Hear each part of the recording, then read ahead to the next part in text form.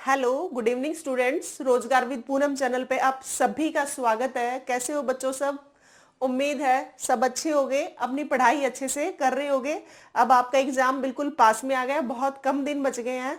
अपनी पढ़ाई को थोड़ी सी क्या करनी है, स्पीड रखनी है और थोड़ा सा टाइम क्या करना है, ज्यादा रखना है। अब की बार आप स्टेट का एग्जाम निकालोगे, छोड़ोगे नहीं, ये मुझे आपसे उम्मीद है। और सीईटी के लिए भी हम हरियाणा जी के जो पढ़ रहे हैं उसके लिए भी मैं आपसे ये उम्मीद करती हूँ कि सीईटी में भी जो 25 मार्क्स की हरियाणा जीके आएगी, जो मैं अब करवा रही हूँ, हमारी आज शायद 4th क्लास है, इसको आप अच्छे से क्लास को ले रहे होगे। और जो मैं लिखवा रही हूँ, एक टॉपिक लिखवा रही हूँ और फिर प्रीवियस ईयर क्वेश्चंस करवा रही हूँ। इस टॉपिक को आपको कंप्लीट अपने नोटबुक में लिख लेना है। अगर जो टॉपिक बच्चों में लिखवा रही हूँ उसको अगर आप एक बार नोटबुक में नोट डाउन कर लोगे तो आपको कहीं दिक्कत नहीं आएगी, ठीक है। साथ के साथ में याद करते चलना। देखो हरियाणा जीके कैसी है, बार बार आप इसको मेरे साथ में पढ़ते चलोगे तो आपको याद होती चलेगी। अरे हमें तो हमारे हरियाणा के बारे में ही तो पढ़ना है ना, इतनी मुश्किल वाली तो बात है ही नहीं। हमें पता भी है कौन सा जिला कहाँ है ना। उसी से रिलेटेड जितनी जितनी फेमस चीजें हैं वो सब पढ़ते हैं। कभी हरियाणा में नदियां पढ़ेंगे, कहीं मिट्टी कैसी है, कहीं ये कौन सा जिला कहाँ सिचुएटेड है, कौन सी चीज फेमस है, कौन सी मंदिर है, कौन सी मस्जिद है, ये सब चीजें ही तो हमें हमारे हरियाणा के बारे में पढ़नी है ना। अच्छा देखो, हम एक जो सीरीज चला रखी थी उसी का आज मैंने एक टॉपिक उठाया है आपके। आज मैं आपके आगे मैप नहीं लेके आई, कल मैप फिर से एक बार लेके आऊंगे। एक बार थोड़ा सा मैंने सोचा आज ब्रेक देते हैं, 2 दिन मैंने आपको मैप दिखाया है, आपको बताया है कि कौन सा जिला कहाँ सिचुएटेड है। मुझे ये भी आपसे उम्मीद है कि आपके दिमाग में सेट हो गया होगा, पिक्चर देख के आपको चीजें अच्छे से और अच्छे से समझ आती हैं, है ना।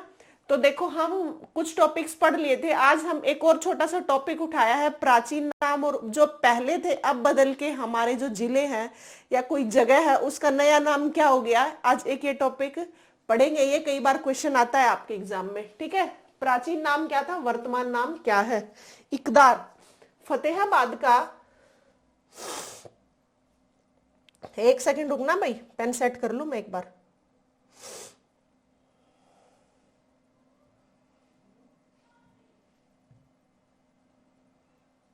फतेहाबाद का नाम पहले क्या था, इकदार था।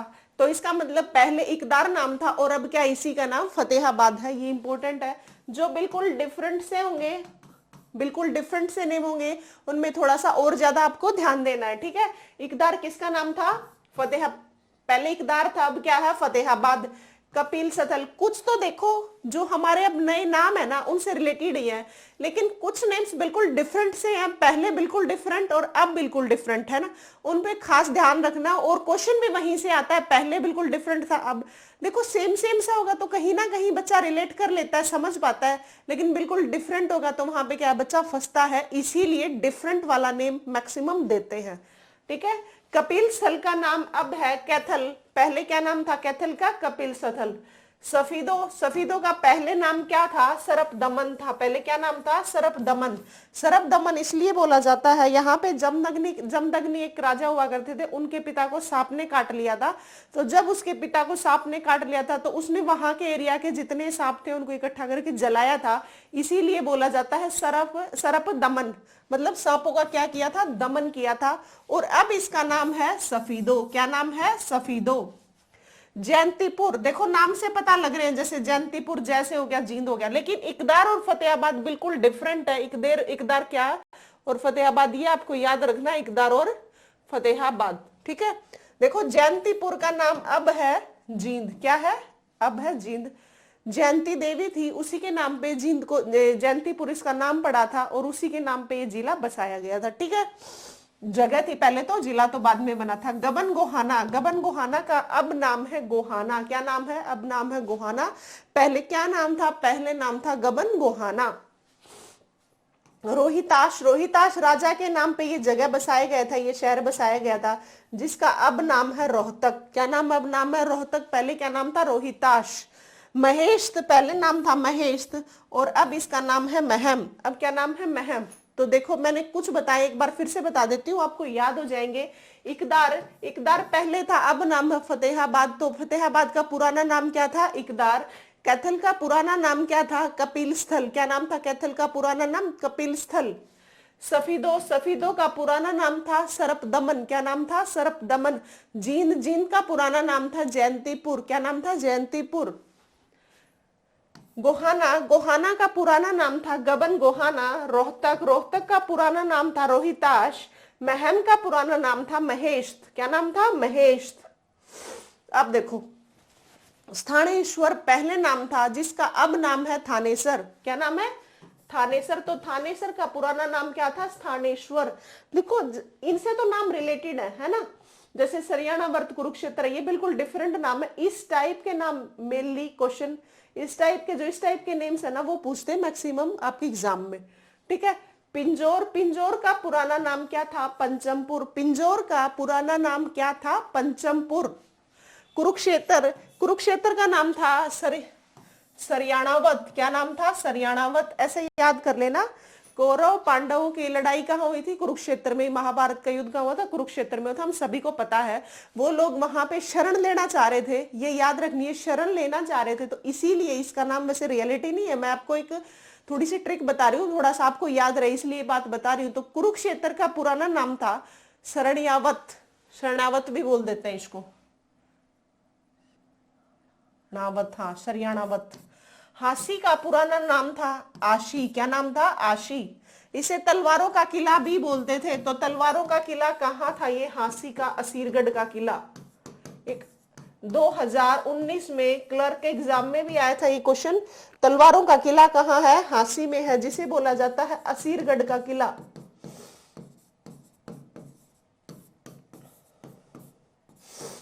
जिसे क्या बोला जाता है?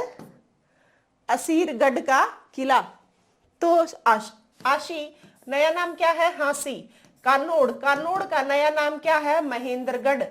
पहले कानोड़ यहाँ बहुत ज्यादा रहते थे, इसीलिए इसका नाम था कानोड़, और इसका नया नाम बना दिया गया है महेंद्रगढ़ का। क्या बना दिया गया है? महेंद्रगढ़, जहां जो कि महेंद्रगढ़ में सबसे ज्यादा खनन होता है। जितना भी होता है, वैसे तो बहुत कम क्वांटिटी में होता है, लेकिन जितना भी होता है वो सबसे ज्यादा कहाँ होता है? महेंद्रगढ़ में।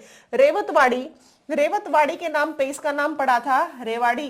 बताया जाता है कि एक रेवत नाम के राजा होते थे, उनकी बेटी थी रेवतवाड़ी, और उन्होंने अपनी बेटी को रेवाड़ी शहर दिया था, उसी के नाम पे उन्होंने ये शहर बसाया था। तो क्या नाम था? रेवती उनकी बेटी का नाम था, तो रेवतवाड़ी का नाम क्या है? रेवाड़ी।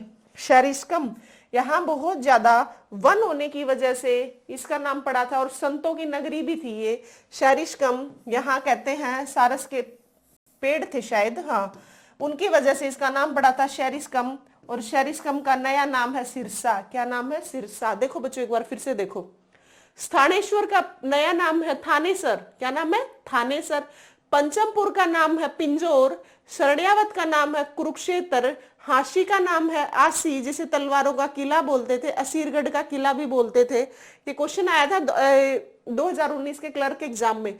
कानोड़ का नया नाम है महेंद्रगढ़। यहाँ पे कानोड़ नाम के क्या थे? यहाँ पे बहुत ज्यादा कनफटे या कानोड़ राजा रहते थे, इसीलिए इनका क्या नाम था?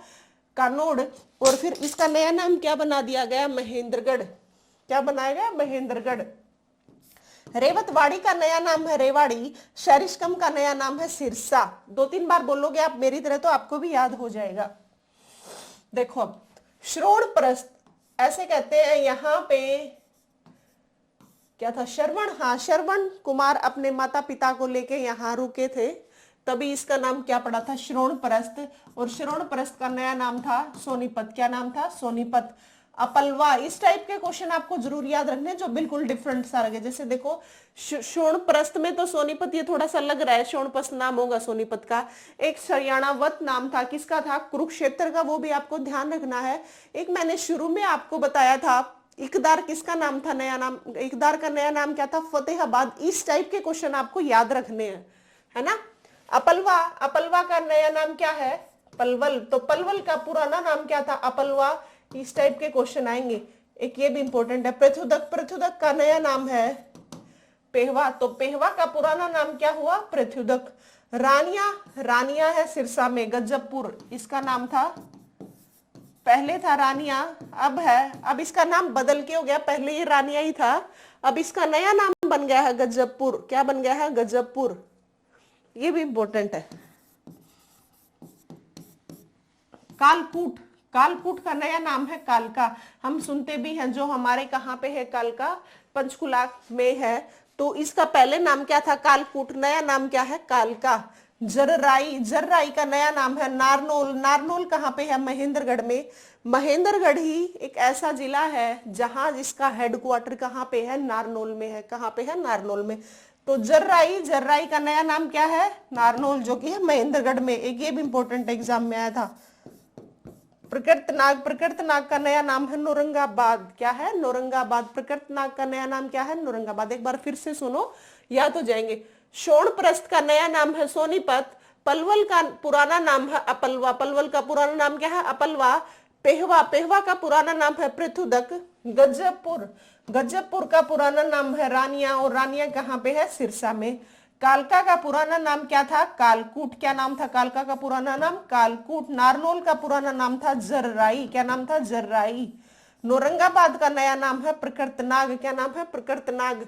देखो अब, टोहाना का पुराना नाम है तुवशण। क्या नाम है पुराना नाम? तुवशण।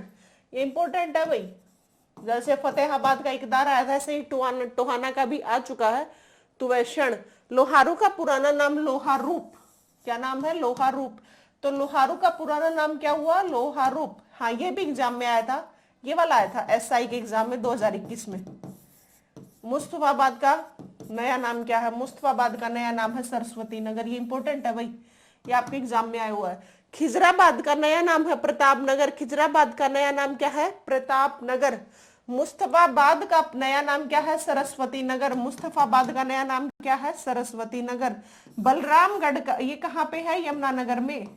सरस्वती नगर कहाँ पे है? यमुनानगर में। और प्रतापनगर भी कहाँ है? ये भी यमुनानगर में। बलरामगढ़, बलरामगढ़ का नया नाम है बल्लभगढ़। ये बल्लभगढ़ है कहाँ पे? फरीदाबाद में। ठीक है, तो देखो एक बार फिर से, तुवैषण का नया नाम है बच्चों टोहाना। लोहारू का पुराना नाम है लोहारूप।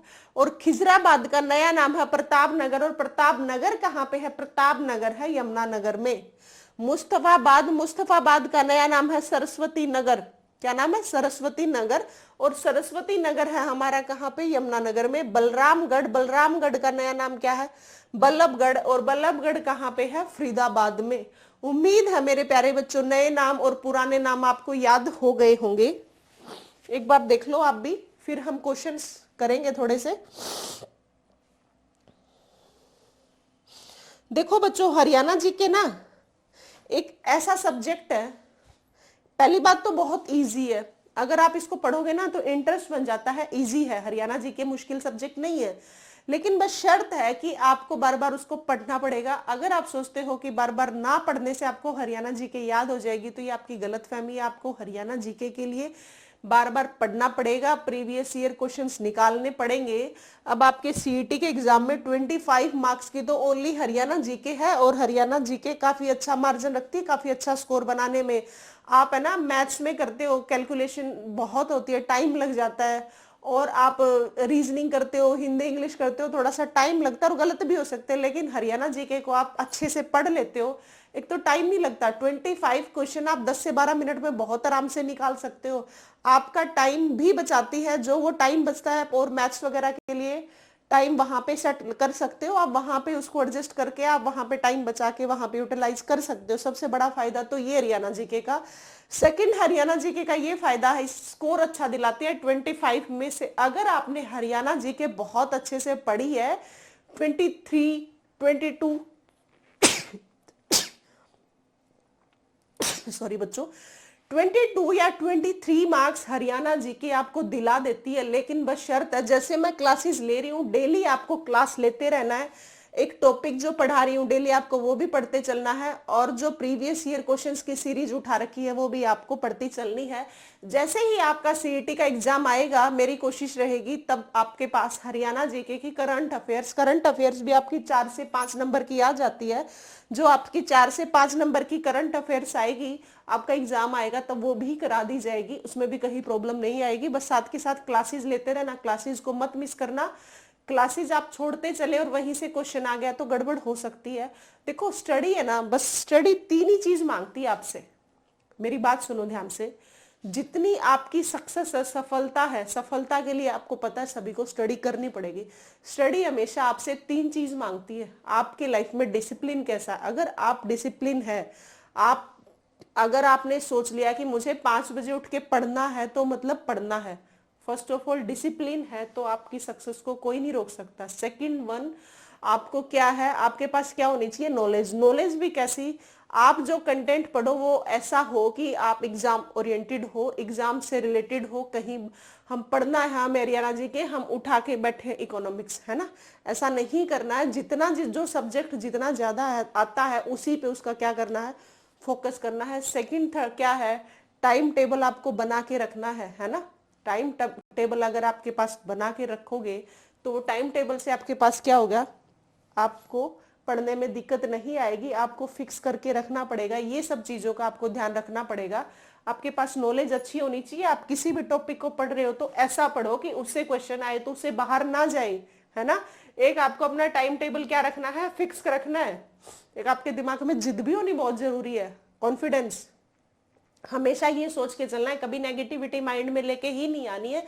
जब आपने स्टडी शुरू कर दी है, आपने पढ़ना स्टार्ट कर दिया, तो आपको कभी दिमाग में लेके ही नहीं आना है कि मेरा नहीं होगा, है ना। हमें सिर्फ एक पोस्ट चाहिए, चाहे किसी भी टाइप की हम तैयारी कर रहे हो, हमें सिर्फ ये सोचना है कि वो सिलेक्शन हमारा ही होना चाहिए।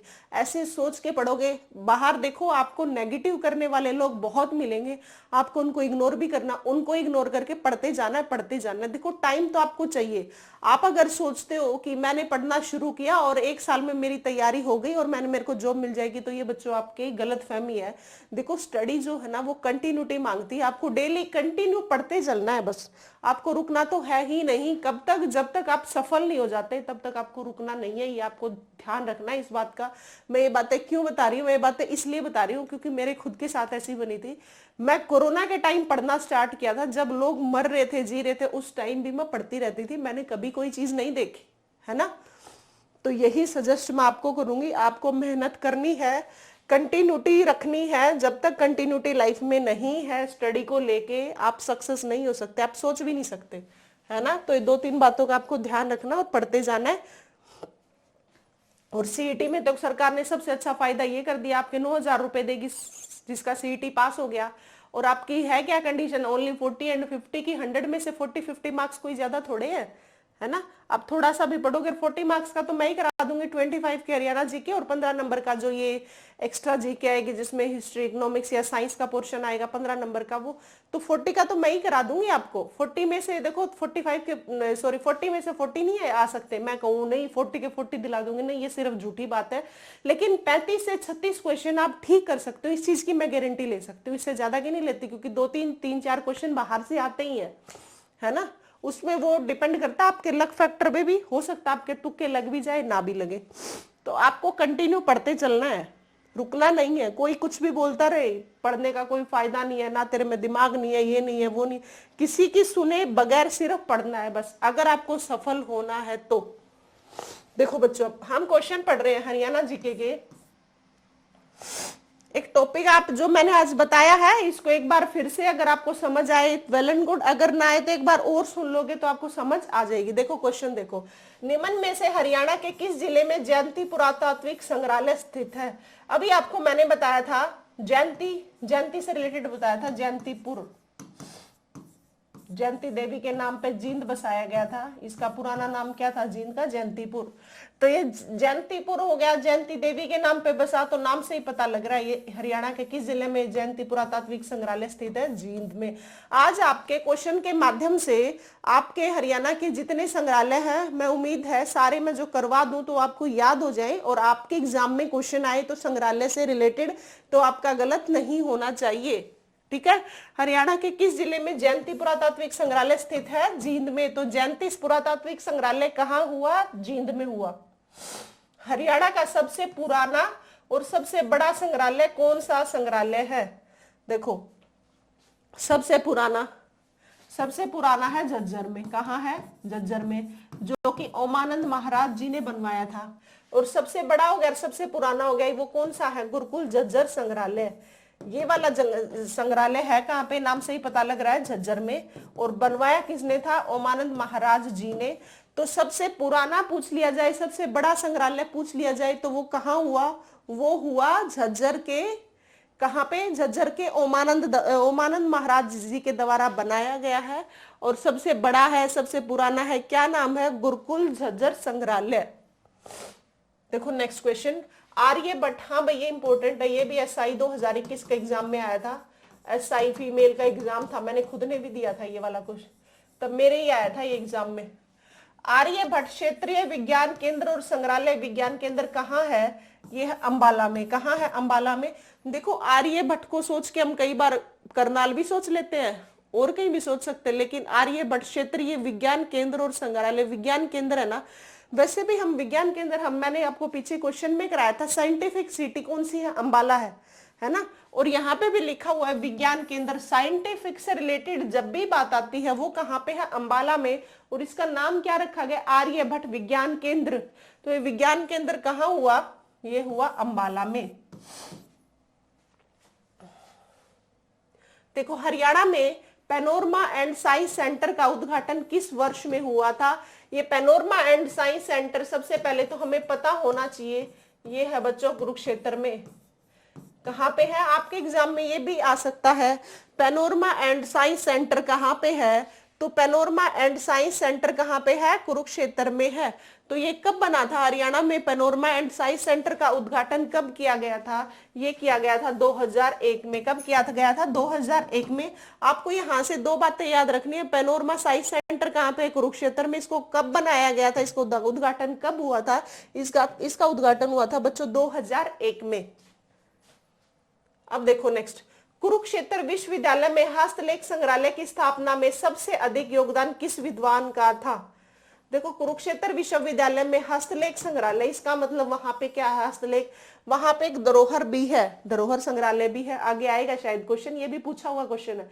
तो कुरुक्षेत्र विश्वविद्यालय में कौन सा हस्तलेख संग्रहालय की स्थापना सबसे अधिक योगदान किस विद्वान की रही है? देखो अब नाम से देखो एक बार, स्थाणुदत्त कहीं ना कहीं लग रहा है, जयराम का कोई संबंध लग रहा, सीताराम का, कपिल देव का। स्थाणुदत्त क्यों लग रहा है? ये स्थानेश्वर है वहां पे, स्थानेश्वर। थानेसर का पुराना नाम क्या था? यही तो था, है ना। स्थानेश्वर का नया नाम थानेसर, और वहां पे किसने बसाया था? स्थाणुदत्त शर्मा के द्वारा ही, नाम से ही रिलेटेड है। तो ये कहा किसके द्वारा, सबसे किसका योगदान हुआ? स्थाणुदत्त शर्मा का। तो कुरुक्षेत्र विश्वविद्यालय में कौन सा संग्रहालय? हस्तलेख संग्रहालय। तो आपको ये बात रखनी है। और किस विद्वान का सबसे अधिक योगदान रहा है? वो रहा है पंडित स्थाणुदत्त शर्मा का। किसका रहा है? पंडित स्थाणुदत्त शर्मा का। देखो बच्चों, चौधरी छोटूराम स्मारक संग्रहालय हरियाणा के किस जिले में है? आप देखो अब छोटूराम का संबंध देखो आप कहां से है, बताओ, आप आइडिया मारो थोड़ा सा। चौधरी छोटूराम स्मारक आपने कई बार देखा होगा, जाट कॉलेज वगैरह कहाँ है? रोहतक में है। जाट कॉलेज वैसे तो हिसार में भी है, लेकिन लगभग छोटूराम से रिलेटेड जितनी चीजें हैं वो कहाँ है? रोहतक में है। कहाँ है? रोहतक में है। वो यहीं के थे। छोटूराम कहाँ के थे? सांपला के थे। ठीक है, तो सांपला कहाँ पे है? सांपला है रोहतक में। कई बार देखो क्वेश्चन आता है ना, आप उसको रिलेट करके देख लिया करो, कई बार याद भी ना होना तो आप आइडिया लगाना सीखो कि भाई अब जैसे स्थाणुदत्त का था, कपिल देव का कुछ नाम लग नहीं रहा था, सीता का भी कोई नाम लग नहीं रहा था, कहीं ना कहीं स्थाणु हमने सुना है, कुरुक्षेत्र के आसपास है।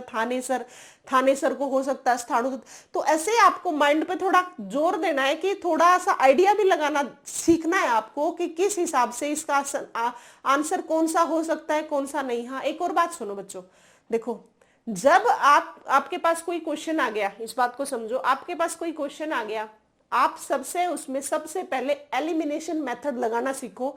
एलिमिनेशन का मतलब क्या हुआ कि ये आंसर नहीं हो सकता, ये भी नहीं हो सकता। आप अगर हटाना सीख गए ना, अगर आप क्वेश्चन के आंसर्स को हटाना सीख गए ना, तो आप सही पे वैसे ही चले जाओगे।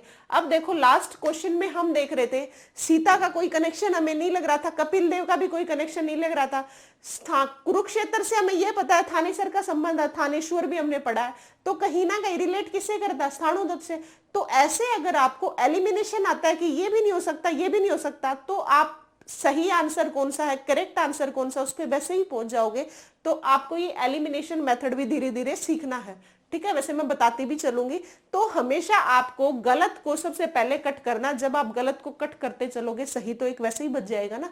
तो आपको इस बात, ये भी मेथड आपको आना चाहिए, इस बात पे भी आपको ध्यान रखना है। अब जैसे मैंने बताया छोटू राम का संबंध सांपला से है, और हमें पता है सांपला कहाँ पे है, रोहतक में। तो देखो बल्लभगढ़ तो फरीदाबाद में हो गया, बहादुरगढ़ हो गया, महेंद्रगढ़, इनका तो कोई संबंध ही नहीं हुआ ना। तो छोटू राम का संबंध देखो यहाँ पे वैसे ही आइडिया होने लग रहा है, ये कहाँ से गया, फिर ये गया रोहतक से। छोटू राम की रिलेटेड जितनी चीजें आएंगी वो सांपला से थे, तो वहां पे क्या हो गया, कहाँ पे जाना, हमें किसके साथ जाना है, हमें जाना हमेशा रोहतक के साथ। जैसे लाला लाजपत राय थे, लाला लाजपत राय जी की कर्म भूमि हमेशा हिसार रही है। तो जितनी लाला लाजपत राय जी से रिलेटेड जितनी चीजें आएंगी, हम किसको टिक करेंगे, हमें आंसर नहीं भी पता है तो हम किसके साथ कोशिश करेंगे जाने की, हिसार के साथ, है ना। जैसे कल्पना चावला थी, कल्पना चावला कहाँ से थी, करनाल से थी। तो जितनी कल्पना चावला से रिलेटेड जितनी चीजें हमें कहाँ मिलेंगी, हमें मिलेंगी करनाल में।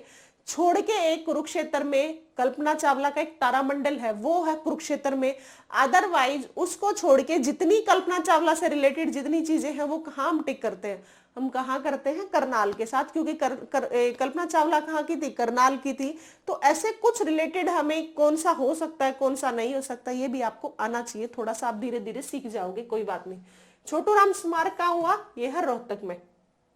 अब देखो हरियाणा का पहला व्यक्तित्व संग्रहालय गुलजारी लाल नंदा संग्रहालय किस जिले में स्थित है।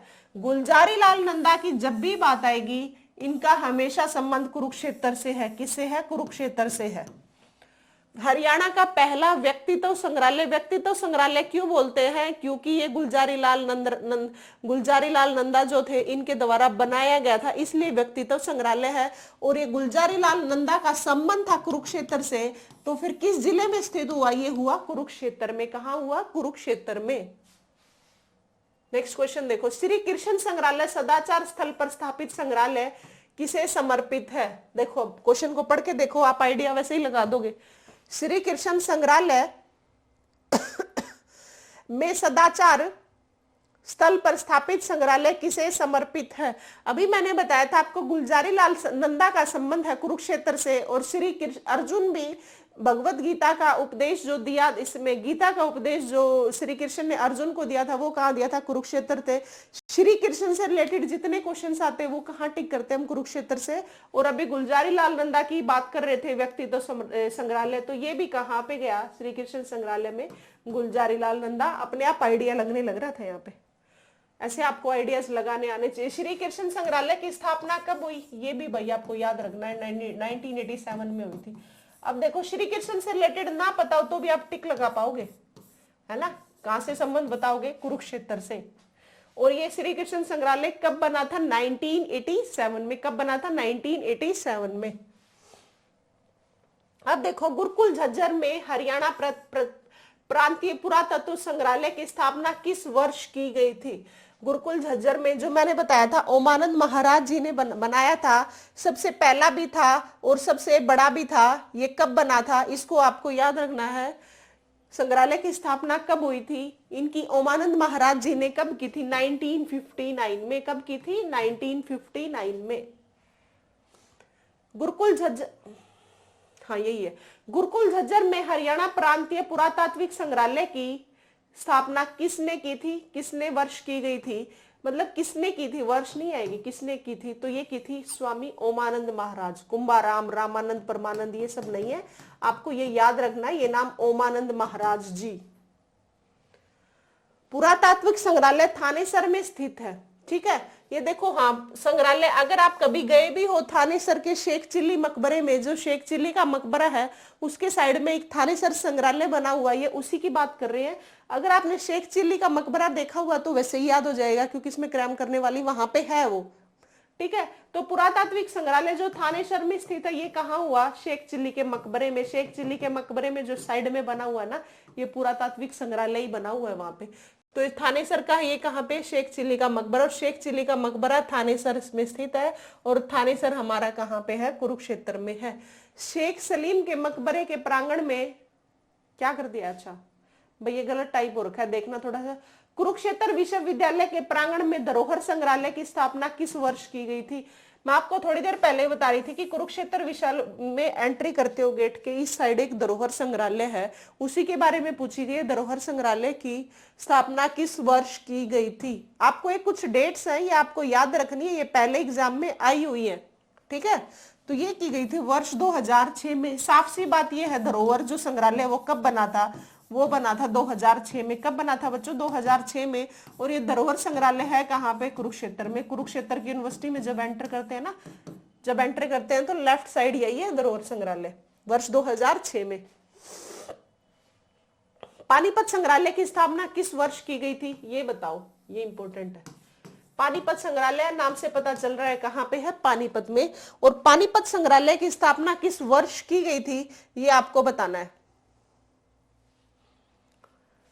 पानीपत संग्रहालय की स्थापना की गई थी वर्ष 2000 में। कब की गई थी? वर्ष 2000 में। बच्चों जितने धरोहर से संग्रहालय से रिलेटेड क्वेश्चन आए वो मैंने सारे उठा रखे हैं, सारे मेरे साथ साथ पढ़ते चलोगे, ध्यान से सुनते चलोगे तो भी आपको याद हो जाएंगे।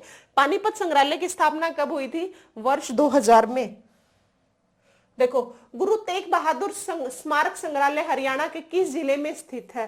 अब थोड़ा सा आइडिया लगाओ। गुरु तेग बहादुर मैंने आपको बताया था 9वें गुरु थे। कौन से नंबर के? तेग बहादुर कौन से नंबर के थे? ये थे 9वें गुरु थे। और किसने मारा था इनको? इनको मारा था किसने? औरंगजेब ने, ठीक है, इनका सर काट दिया था। तो इसीलिए पीरी मीरी कुछ करके दिल्ली में ये क्या है इनकी, वो भी है। गुरु तेग बहादुर स्मारक संग्रहालय हरियाणा के किस जिले में है? ये है भाई सोनीपत में। आपको याद रखना, गुरु तेग बहादुर स्मारक हरियाणा के कहां पे है? सोनीपत में है। नेक्स्ट देखो, जयंतीपुर पुरातात्विक संग्रहालय हरियाणा के किस जिले में है? नाम से भी पता लग रहा है जयंतीपुर कहाँ है? जींद में है। लीलाधर दुखी स्मारक सरस्वती संग्रहालय हरियाणा के किस जिले में है? लीलाधर, ये भी इंपॉर्टेंट है, क्वेश्चन आया है, ये बहुत बार पूछा गया। लीलाधर दुखी स्मारक कहाँ है? लीलाधर दुखी स्मारक सिरसा में। कहां पे है? लीलाधर दुखी स्मारक सिरसा में। एक और क्वेश्चन है, होम ऑफ फोक आर्ट्स। देखो, जब भी फोक आर्ट्स की बात आएगी ना, होम फोक संग्रहालय का नाम हो और आर्ट्स की नाम हो, आपको हमेशा गुरुग्राम के साथ जाना है। किसके साथ जाना है? गुरुग्राम के साथ। तो देखो, क्वेश्चन भी यही है, होम ऑफ फोक आर्ट संग्रहालय की स्थापना का श्रेय किसे दिया जाता है? ये बताओ, है कहां पे? ये है गुरुग्राम में। होम ऑफ फोक आर्ट्स की स्थापना किसने की थी? बताओ। देखो, इसका है एग्जाम्पल, ये है, इसका आंसर है केसी आर्यन ने की थी। किसने की थी? केसी आर्यन ने की थी। किसने की थी? केसी आर्यन ने। हाँ, इतने ही थे भाई बच्चों क्वेश्चन जितने। एक और बात याद रखनी है, फोक आर्ट्स कहाँ पे है? गुरुग्राम में है। तो देखो बच्चों, आज हमने टॉपिक क्या, प्राचीन नाम क्या है, नए नाम क्या है शहरों के, है ना। और एक हमने टॉपिक किया है संग्रहालय से रिलेटेड जितने प्रीवियस ईयर क्वेश्चंस आए हैं वो मैंने आपको बच्चों सारे करवाए हैं। तो उम्मीद है सभी आपको याद भी हो गए होंगे। अगर याद नहीं हुए तो एक बार दोबारा से क्लास देख लेना, आपको याद हो जाएंगे। ऐसे ही हम क्लासेस लेते रहेंगे और हमारे हरियाणा जीके का सिलेबस एक दिन पूरा कर लेंगे, पता ही नहीं चलेगा, है ना। इंटरेस्ट लेके पढ़ते रहेंगे और पढ़ाते रहेंगे तो मुझे लगता है कोई चीज मुश्किल होती ही नहीं है अगर हम पढ़ना स्टार्ट कर देते हैं। तो मेरे प्यारे बच्चों, अगर क्लासेस पसंद आ रही हैं तो चैनल को लाइक शेयर सब्सक्राइब जरूर कर देना। अगर क्लासेस पसंद आ रही हैं तो जरूर आप मैसेज भी डाल सकते हो, ठीक है, कि कैसा कंटेंट है या अच्छी है नहीं है, कुछ कमी है बता भी सकते हो, आप सजेशन दे सकते हो, है ना। और ये जो पैटर्न है ये भी आप बता सकते हो, क्या हम सही कर इसी पैटर्न से हमें पढ़ना चाहिए या नहीं पढ़ना चाहिए, है ना। और आपके मैंने वही टॉपिक पहले उठा रही हूँ जो आपके एचटेट के एग्जाम में, देखो सीईटी के एग्जाम में तो काम आनी ही आनी, क्योंकि हरियाणा जी की 25 मार्क्स की आएगी, एचटेट में भी आपकी 10 मार्क्स की आएगी। तो मेरी कोशिश है जो जो एचटेट मोस्ट प्रोबेबली क्वेश्चन पूछता है वो भी बच्चों के कवर हो जाए, है ना। तो आज हमारे संग्रहालय का टॉपिक पूरा हो गया और साइड बाय साइड प्राचीन नाम नए नाम शहरों के वो भी याद हो गए होंगे, नहीं याद है तो फिर से देख लेना। और आज की हमारी यही क्लास थी बच्चों, कल हम एक और नया टॉपिक लेके आपके सामने आएंगे। थैंक यू बच्चों।